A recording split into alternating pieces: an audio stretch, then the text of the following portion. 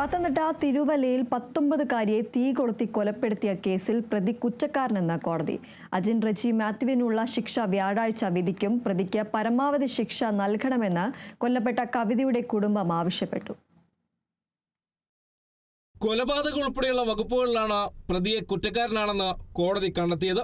കേസിൽ പത്തനംതിട്ട അഡീഷണൽ ജില്ലാ കോടതി 1 വ്യാഴാഴ്ച ശിക്ഷ വിധിക്കും. പ്രതിക്ക് പരമാവധി ശിക്ഷ കിട്ടുമെന്നാണ് പ്രതീക്ഷിക്കുന്നതെന്ന് special public prosecutor advocate Harishankar പറഞ്ഞു.